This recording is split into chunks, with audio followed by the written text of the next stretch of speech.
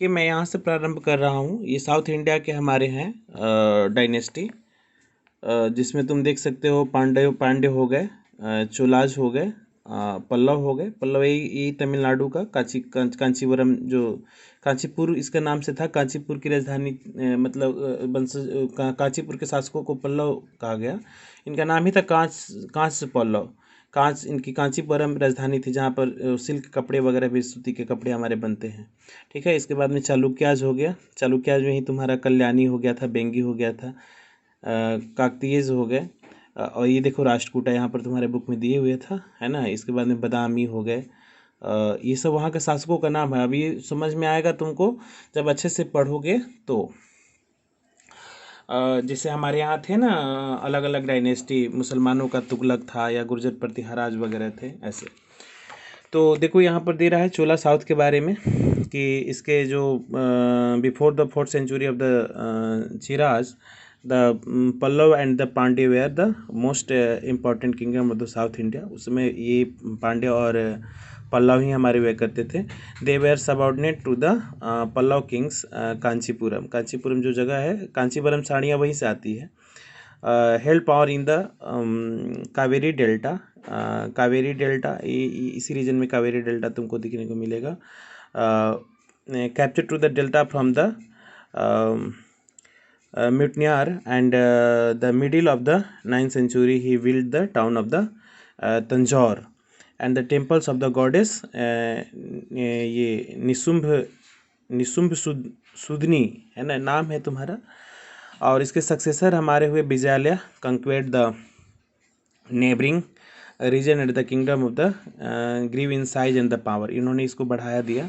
और ये राज राजा जो थे हमारे, राज राजा इसका नाम ही था तुम्हारा, 985 से 216 के बीच में most powerful ruler in the Chola dynasty, उसका शासक था, जिन्होंने चालुक्य को पराजित किया, कल्याणी को पराजित किया, जो चालुक्य में कल्याणी थे हमारे।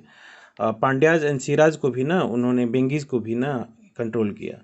और आइसलैंड ऑफ द सी, और समुद्र में जो भी द्वीप वगैरह थे उस पर भी उन्होंने अपना प्रभाव दिखाया, जिसमें लक्षद्वीप था। लक्षद्वीप तुम्हारा अरबियन सी के बगल में है ना, और मालदीव। और उसने एक बहुत सुंदर मंदिर, बृहदेश्वर का मंदिर बनाया था तंजौर में। इसको टेम्पल ऑफ तंजौर भी कहा जाता है, शिव के लिए समर्पित था हमारा। ये बृहदेश्वर टेम्पल तुम्हारा यहाँ पर है, देख सकते हो। ये द्रविड़ शैली में है। द्रविड़ शैली साउथ इंडिया की एक हमारी आर्ट होती है, कला होती है, उसके अकॉर्डिंगली हम लोग के जो नॉर्दर्न इंडिया के जो मंदिर है ना, उससे थोड़ा ये अलग होता है। और उसके बारे में मैं तुमको बताऊंगा। और इसी का एक हमारा प्रतिनिधि हुआ तुम्हारा ये राजेंद्र प्रथम, जिसने गंगई कोंडा कहते हैं इसको, जिसने टाइटल हासिल किया था। और इसने एक फेमस कैपिटल बनाया था, गंगडई कोंड चोलपुरम, है ना, गंगडई चोलपुरम। थोड़ा सा इसका प्रोनाउंसिएशन साउथ इंडिया के हिसाब से है तो थोड़ा सा टेढ़ा लगता है, लेकिन इसकी प्रोनाउंसिएशन वही होता है, ये गंगडई कोंड चोलपुरम। ठीक है। तो टेम्पल्स के बारे में इसमें जिक्र किया है। चोला डायनेस्टी में टेम्पल्स काफ़ी अच्छे बनते थे, जिसमें टेम्पल्स जो था हमारा द्रविड़ शैली में बनता था, जिसको इसमें किया भी था मैंने। टेम्पल बनाने का उस समय के दौर में ना तुम्हारे 3 आर्ट हुआ करता था। एक था तुम्हारा नागर शैली, जो नॉर्दर्न इंडिया में था, और दूसरा है तुम्हारा ये क्या कहते हैं, द्रविड़ शैली, जो साउथ इंडिया में था। तो ये, और तीसरा है हमारा धूसर शैली, जिसमें नॉर्दर्न इंडिया और साउथर्न इंडिया दोनों को स्टाइल को मिक्सअप किया गया था हमारा। जैसे तुम्हारा पटना का जो ये है महावीर मंदिर, ये तुम्हारा ये धूसर और बेसर शैली पर बना हुआ है, जिसमें साउथ इंडिया और नॉर्दर्न इंडिया दोनों का मिक्सचर उसमें दिया गया है। Temples are in the Dravid style, south Indian style.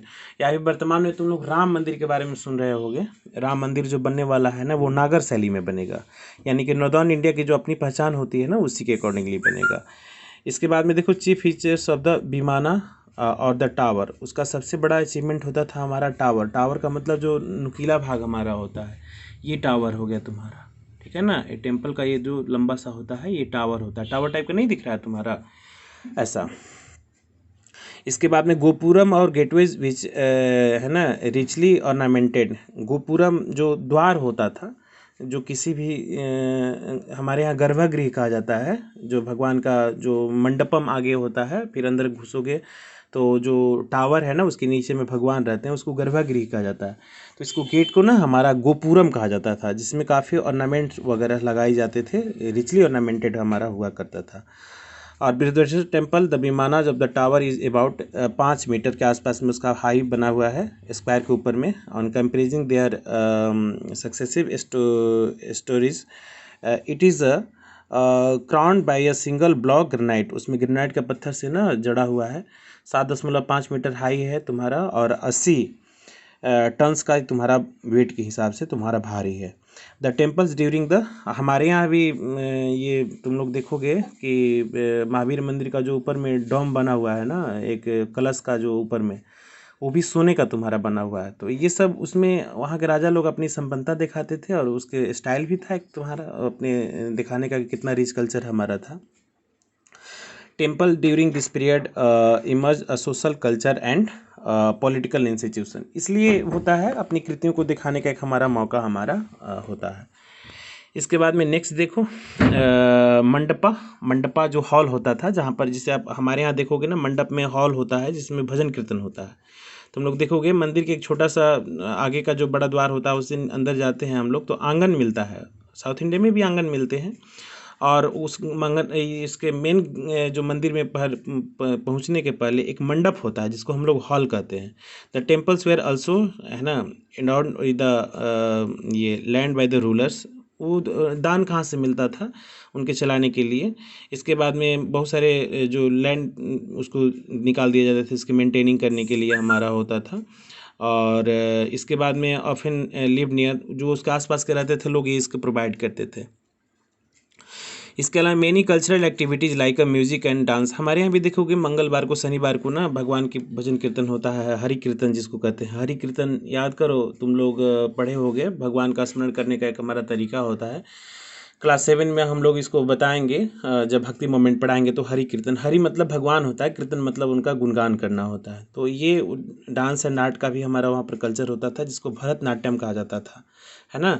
South India का डांस का सबसे फेमस माना जाता है तमिलनाडु वगैरह के क्षेत्र में भरतनाट्यम। ये भगवान के दरबार में लोग डांस करते थे, वही तुम्हारा वहाँ का क्लासिकल डांस बन चुका है। Among the crafts associated with the temples of the making of the bronze image, है ना, distinction this the renowned bronze image of the bronze से कलाकृतियाँ भी हमारी बनती थी, जिसमें नटराज डांसिंग शिव, भगवान जो नटराज में डांस करते हैं, जो तांडव नृत्य का जो तुम्हारा दिखाता है उसको। एडमिनिस्ट्रेशन की जहाँ तक बात की जाएगी तो कैसे हमारा देखोगे वर्तमान में तुम्हारा वर्ल्ड है, कॉन्टिनेंट है, सब कॉन्टिनेंट है, इसके बाद में कंट्री है, स्टेट है, डिस्ट्रिक्ट है ना, सब डिवीज़न है, ब्लॉक है, इसके बाद में ब्लॉक के अंदर में जाओगे तो पंचायत मिलेंगे तुम्हें। तो उसी तरीके से मंडलम होते थे, कंट्री के अलावा तुम्हारा मंडलम होते थे, जिसको राज्य स्टेट का दर्जा मिला हुआ करता था, है ना। वालनाड डाज होते थे, जिसको डिस्ट्रिक्ट हम लोग कहते हैं। अभी हमारे यहाँ डिस्ट्रिक्ट को डिवीज़न कहा जाता है। और नाडूस हमारा होता था गांव का एक स्मॉल क्लस्टर हमारा होता था, यूनिट उसको कहते थे, ठीक है। और उसको संचालित करने के लिए हमारा ऊर होता था, सभा होता था, और नगरम होते थे। तो ऊर हमारा गाँवों को संचालन करने के लिए, कॉमन विलेज असेंबली हमारी होती थी, सभा जो थी हमारे उसमें पढ़े लिखे लोगों को उसमें जगह दी जाती थी, और नगरम में हमारे ये मर्चेंट और ट्रेडर्स हमारे होते हैं, ठीक है। जैसे तुम लोग ये चैम्बर ऑफ कॉमर्स की मीटिंग तुम लोगों ने सुना होगा। ये कॉमर्स मतलब व्यावसायिक गतिविधियों के लिए जो हमारा मीटिंग होता है उसको चैम्बर ऑफ कॉमर्स कहा जाता है। तो ट्रेडर्स के लिए हमारा उस समय नगरम का आयोजन किया जाता था। ऊर हमारे ऐसे गांव के विलेज के लिए किया जाता था। और सभा हमारा जो होता था ये पढ़े लिखे लोगों का समूह होता था। और नाडूज मतलब गाँव का समूह होता था। तुम लोगों ने देखा होगा नाम तमिलनाडु, तमिलनाडु तो तमिलों का गांव, उतना बड़ा स्टेट तुम्हारा तमिलनाडु जो है, इसी पर उसी प्राचीनतम नाम तुम्हारा नाडूज है, गाँव का समूह, ठीक है। इसके बाद में इसके जो सोर्सेज हमारे थे, कहाँ कहाँ से ये इकट्ठे किए जाते थे रेवेन्यू वगैरह का। और बहुत सारे ज़मीनों की एक हमारी टाइप हुआ करती थी, भूमियों का एक टाइप होता था, जिसमें तुम्हारे बुक में दिए हुए भी है, देख सकते हो। इसका नाम है वेलन वोगाई। ये गैर ब्राह्मण किसान स्वामियों की भूमि होती थी। ब्रह्मदेह है ना, ये ब्राह्मणों को उपहार में दी गई भूमि होती थी। साला भोग होता था, किसी विद्यालय के रख रखाव के लिए भूमि का जो दान हमारा किया जाता था। देवदान, ठीक है ना, देवदान होता था हमारा, मंदिरों को उपहार में दी गई भूमि होती थी। और नेक्स्ट है तुम्हारा पली चंदम, जैन संस्थानों को जो दान दी जाती थी ना, उसको, ये भूमि का टाइप हमारा होता था, जो तुम्हारे बुक में भी दिए हुए हैं। नेक्स्ट लिटरेचर में तुम देखोगे, अभी लॉकडाउन में हाल ही में तुम लोग देखा होगा कि रामानंद सागर द्वारा रचित रामायण जो था ना, ये टीवी सीरियल पर, मतलब रामानंद द्वारा बनाया गया सीरियल दिखाया गया था। तो उसमें बार बार कंबन ऋषि का नाम आता था। कभी कभी रामानंद सागर आते होंगे तो तुम लोग भाग जाते होगे कि अब ये आ गए रामायण में, किन कहाँ से, तो जबकि उनका बहुत बड़ा डायरेक्टर थे, प्रोड्यूसर भी थे, उनका बहुत बड़ा रोल था। तो देखो उसमें साउथ इंडिया में भी ना चोलाज डायनेस्टीज का एक बहुत बड़ा सिग्निफिकेंट रोल था। तमिल, तेलुगु और कन्नड़ में इन चीज़ों का ना किया गया था, लैंग्वेजेस का, लिटरेचर वगैरह का ट्रांसलेशन किया गया था। और कंबन रोड द रामायण इन तमिल, तमिल में कंबन ने रामायण लिखा था। तमिल भाषा के उस अच्छे जानकार थे, राम की कहानियों को उन्होंने। और ये पंपा पोंगा और ये राणा उस समय के ना हमारे कन्नड़ में बहुत अच्छे लिटरेचर के अच्छे जानकार थे। और जो चोलाज के हमारे जो शासक थे, उनका जो भाषा था तमिल भी था और संस्कृत भी था ऑफिशियल लैंग्वेज के तौर पर काम करने के लिए। तो देखो ऐसा नहीं है कि तमिल जो भाषी क्षेत्रों के जो लोग थे, शुरू से ही हमारे आर्यन और नॉन आर्यन के बीच में हमारा डिवीजन हुआ करता था। ये बाद में ना ये सब आ करके ना गलत सलत प्रवृत्तियों का विकास हमारा कर दिया। जो शिव की उपासना करने वाले थे, ऐसा थोड़े ना थे कि वो असुर थे। शिव के ठीक है उपासना मैक्सिमम असुर लोग करते थे, लेकिन शिव तो ये जो आर्य कल्चर के लोग हैं, हमारे यहाँ भी शिव की पूजा होती है, ठीक है। तो संस्कृत को अपनाने का एक बहुत बड़ा संदर्भ ये दिखता है कि उस समय की कल्चर हमारी आर्यों से जुड़ी हुई थी, क्योंकि संस्कृत हमारी आर्यों की ही भाषा थी। तो इस बुक में देखोगे तुम लोग इंपॉर्टेंट टर्म्स के बारे में दिए हुए हैं और फिर एक्सरसाइज वगैरह है। इस तरीके से चैप्टर आपका समाप्त हो गया बाबू, ठीक है ना। और मैंने पिछले क्लासेज में इसको अच्छे से पढ़ाने का भी प्रयास किया था, और इस पर हमने बोला था कि नेक्स्ट क्लासेज में मैं वीडियो तुम लोगों को सेंड करूँगा। तो ओके हो गया तुम्हारा वीडियो दोनों, 2 वॉल्यूम में ये चैप्टर आपका समाप्त हो गया। नेक्स्ट क्लास में जब हम मिलेंगे तो वो कोई नेक्स्ट चैप्टर के साथ मिलेंगे, ठीक है। तब तक के लिए चलो, wish you all the best. अच्छे से इस वीडियो क्लिप को देखिए, समझिए। अगर यदि कहीं कोई दिक्कत आती है तो never leave can ask me. Okay Babu.